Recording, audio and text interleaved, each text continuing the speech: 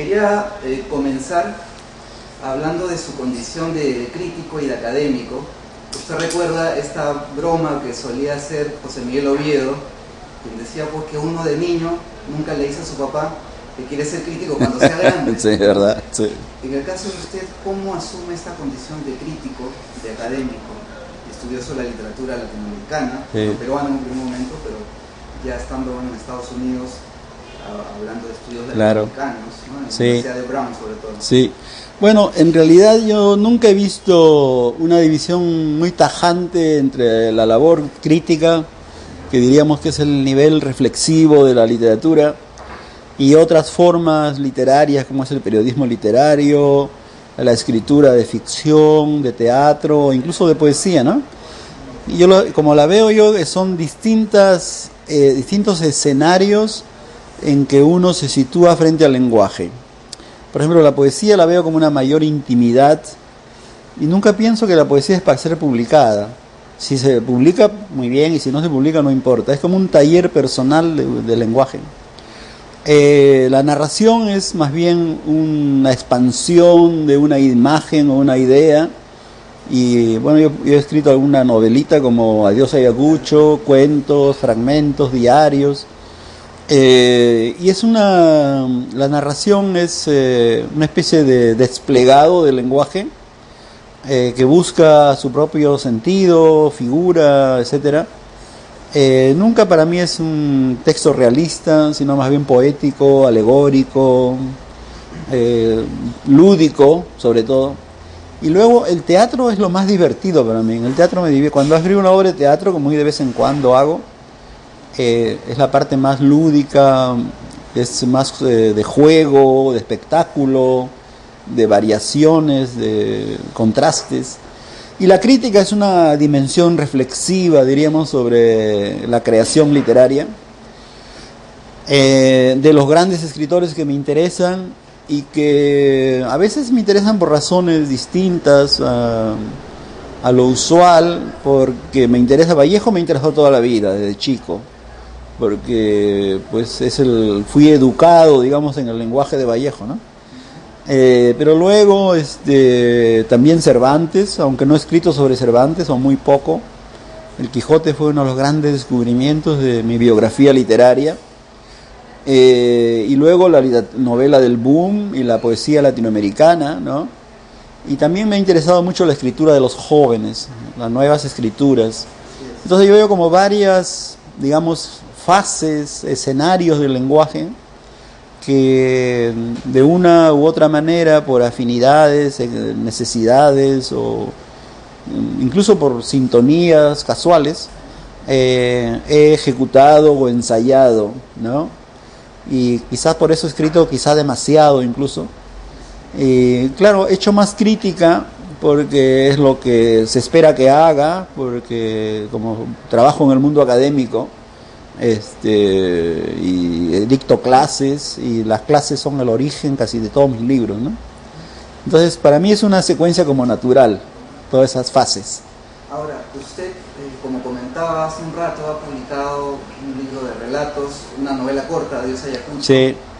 ¿Usted quería estudiar literatura en la Católica? ¿Quería Sí. ser escritor? Siempre me pensé a mí mismo como escritor, sí. Nunca he pensado que soy escritor y también crítico, como dos cosas distintas, ¿no? Siempre me he pensado como escritor que escribe sobre todo crítica, más que otra cosa. Tengo muchísima poesía inédita, muchísimos cuadernos de notas, de relatos breves, por ejemplo, de una serie que llamo Diario Imaginario, de la cual he publicado un cuaderno en Colombia hace unos años. Muchísimos cuentos, mini cuentos, tengo muchos. También tengo unas novelas breves, inéditas, pieza de teatro también.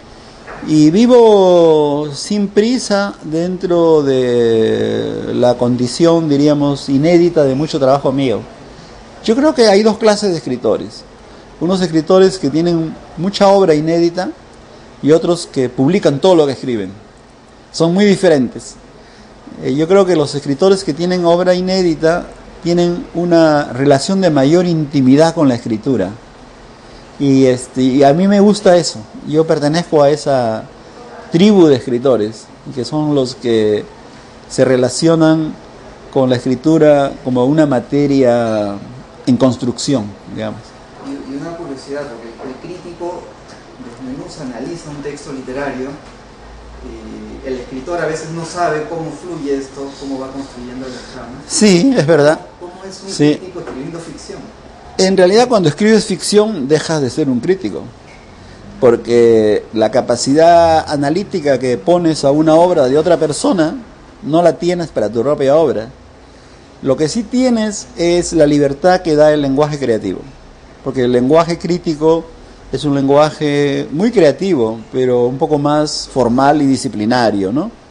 Es un proceso de conocimiento de la obra que parte de imágenes, de metáforas. Por ejemplo, yo escribí una monografía sobre José María Arguedas, porque encontré en una especie de lectura poética que el centro de Los Ríos Profundos es la comunicación, el habla, el diálogo, y que la necesidad de comunicar que tiene el niño, de hablar, hace que todo el mundo esté hablando. Los animales hablan, las cosas hablan, los ríos hablan, los árboles hablan, ¿no? Y todos buscan formar parte de un lenguaje cósmico, ¿no? Entonces, esa imagen que tuve la desarrollé como un estudio formal en mi monografía que se llama La comunicación y cultura en los ríos profundos, algo así. Y así funciona la parte crítica, tiene un lado creativo también, ¿no? Un lado imaginativo, digamos. Y también, obviamente, en la ficción el lenguaje es analítico. Lo que uno escribe como ficción, poesía o teatro también es un análisis de cosas, ¿no? De experiencias, de imágenes. O sea que son distintas entonaciones del lenguaje. La crítica, el poema, el ensayo, el cuento, el teatro, pero es el mismo lenguaje que circula entre distintos formatos. Sí. ¿Y qué papel cumple actualmente la crítica literaria? Se cuestiona o se menciona, sobre todo, hablemos en el caso de nuestro país, ¿no? Sí.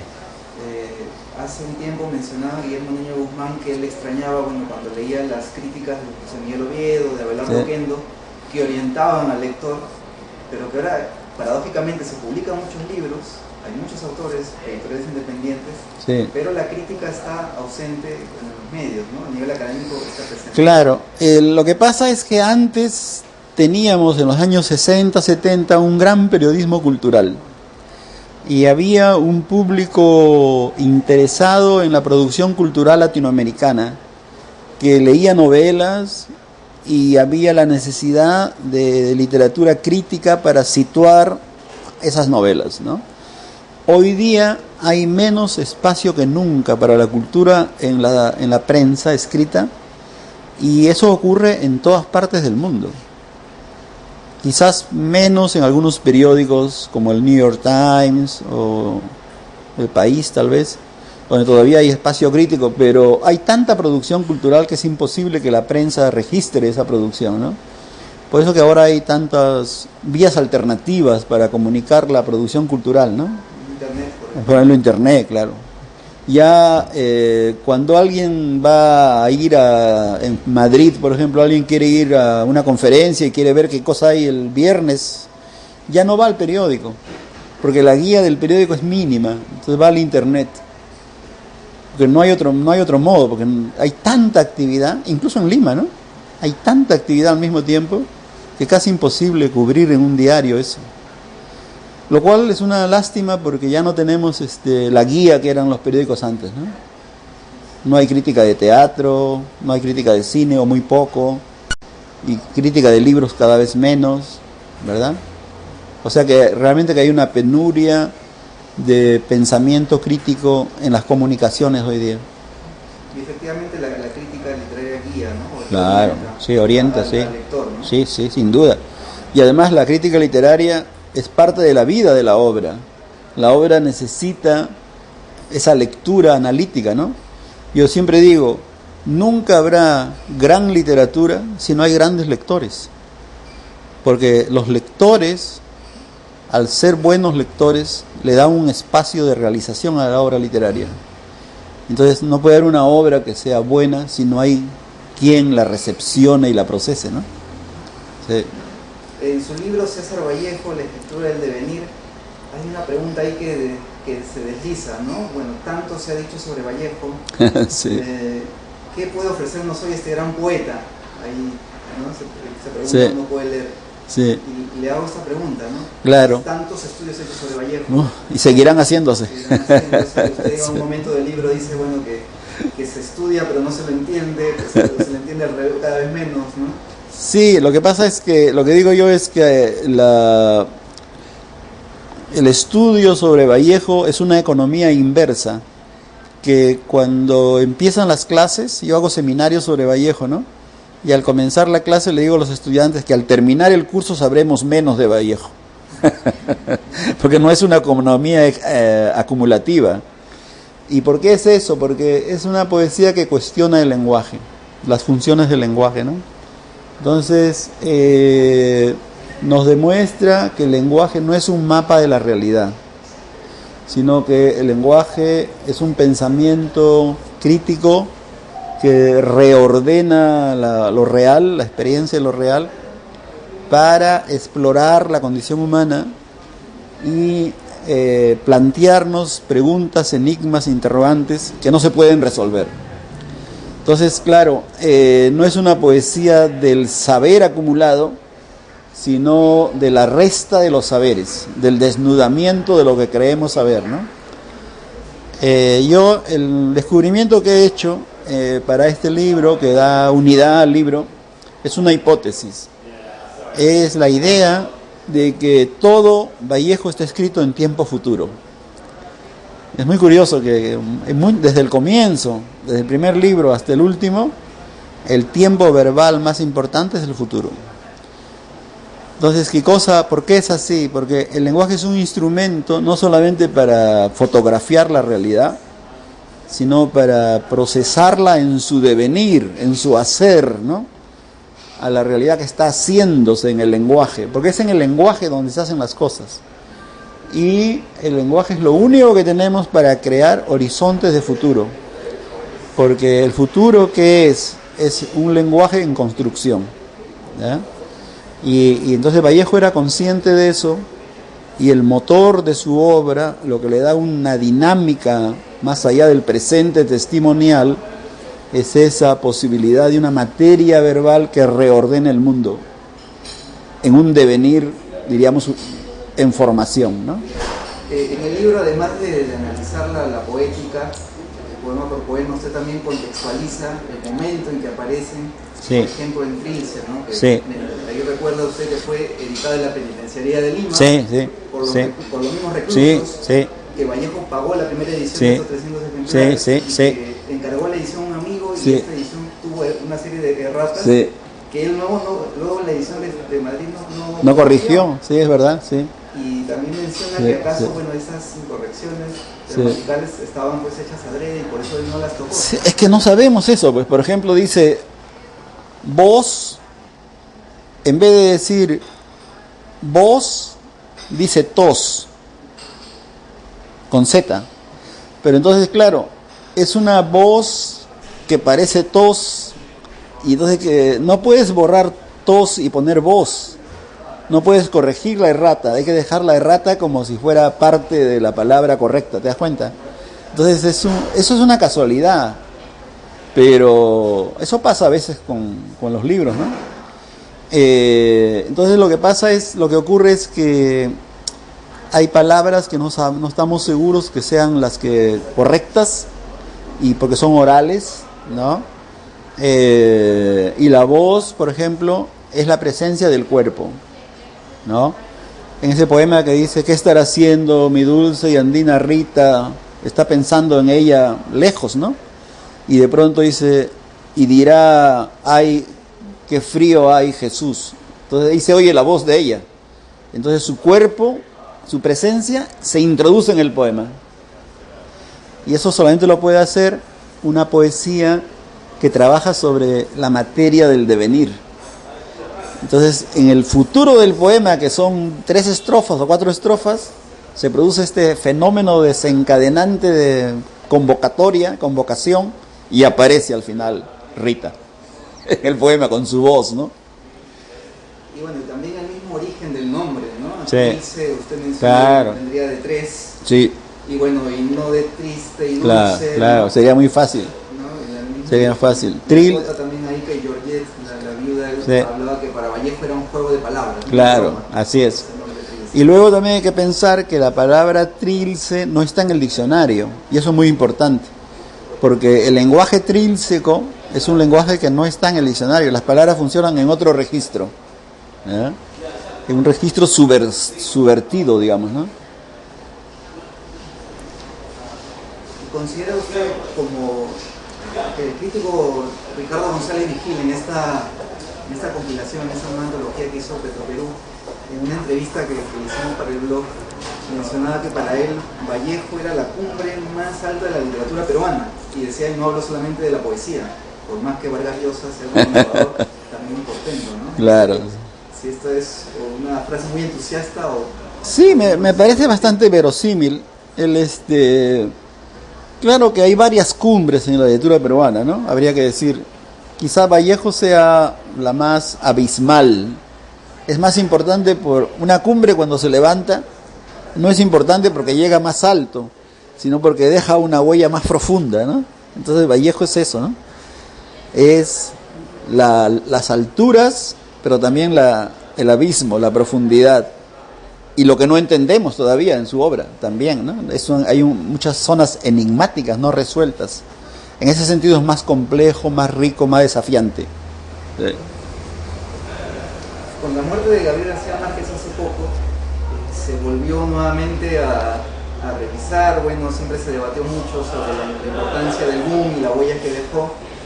Y quería preguntarle, desde el boom a este tiempo, ¿cómo se ha ido desarrollando la literatura latinoamericana?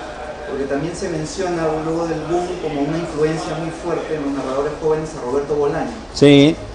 Bueno, lo que pasa es que, digamos que en América Latina hemos tenido varias fuentes de identidad, ¿no? Primero fueron los grupos étnicos que daban identidad a las personas, después las clases sociales, después las ideas políticas, después las ideologías de redención del futuro, utopismo, etc. Y siempre hemos tenido una historia de la identidad hecha a partir de escenarios culturales. De pronto descubrimos que lo más importante hoy en la construcción de la identidad latinoamericana es la cultura, y dentro de ella la literatura.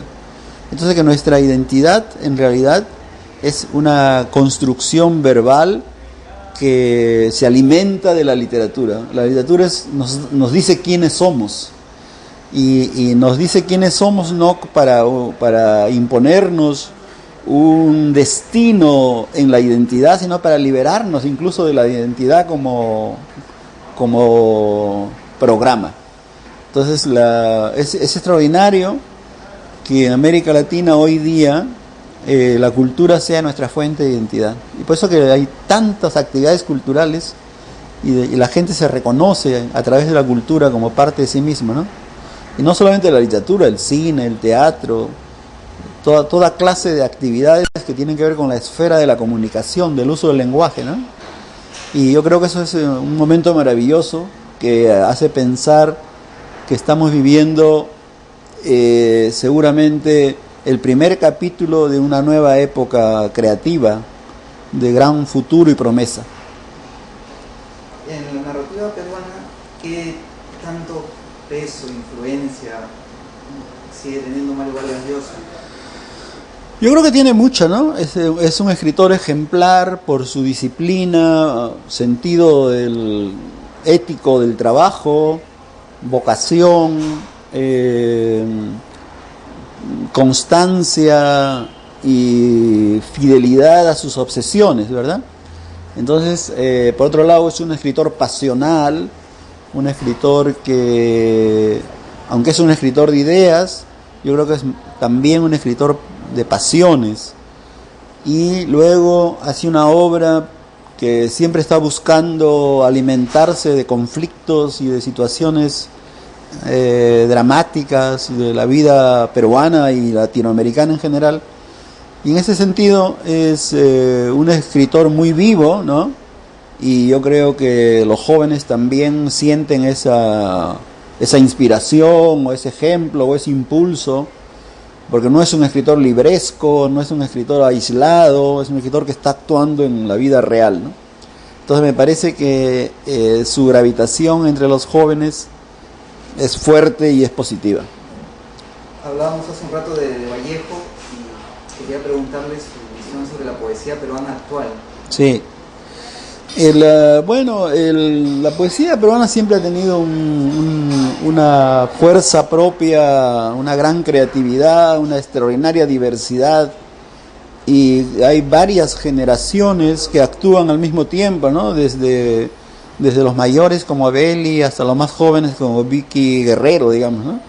Entonces hay entre Beli y Guerrero hay pues muchísimas variantes y voces y alternancias y escenarios, ¿no? Lo que es interesante es que no hay un solo estilo dominante. Hoy día hay una gran diversidad donde caben varios estilos, varias persuasiones, unos más cerca de la tradición hispánica, otros todavía más cerca de la vanguardia internacional o de la poesía en inglés, ¿no? Entonces digamos que los paradigmas son más variados, no hay una sola tendencia. Y hay grandes poetas como Watanabe, por ejemplo, lamentablemente ya muerto, después de Beli, ¿no? Yo creo que Watanabe seguramente es uno de los mejores. Y también escritor, poetas, mujeres, ¿no? Hay varias. Esa es la nueva cosecha de la poesía, diríamos, son las escritoras inspiradas por el ejemplo de Blanca Varela, digamos, ¿no? Sí. O sea que hay muchas corrientes ahora. En su blog del Boomerang, del País, cuando murió García Márquez, usted recordaba una anécdota muy graciosa, de una estudiante en la universidad que había sido adoptada, ¿no? Que su padre era de origen colombiano, empieza a hacer el registro del árbol genealógico, y que usted le cuenta esa anécdota a García Márquez. Y no sé qué otras anécdotas usted, que lo ha conocido, ha tenido con él. Bueno, muchas, porque él era muy curioso de cómo leían. Él era un hombre muy sabio en la literatura, ¿no? Siempre supo que las generaciones leen de modo distinto y las culturas leen de modo distinto, y no hay una lectura universal de un libro, que todas las lecturas están situadas, ¿no? Y una novela suya es algo distinto en chino que en alemán o en japonés o en una lengua africana, digamos, ¿no? Entonces esa conciencia del relativismo de la lectura es muy intrínseco a su obra, porque en su obra siempre hay el papel de la interpretación. Por ejemplo, llega un cuerpo de un hombre ahogado al pueblo, y los niños lo ven y piensan que es un barco, o piensan que es un pirata. Los hombres piensan que es un enviado de los dioses, las mujeres que es otra cosa. Todo el mundo tiene una interpretación. O cae un ángel del cielo y uno piensa que es un ángel expulsado, que es una gallina de corral, que es un objeto de circo. La realidad se construye a través de lecturas distintas. Yo creo que eso es fundamental en García Márquez. Y entonces él era muy consciente de que todos los lectores leen distinto las obras.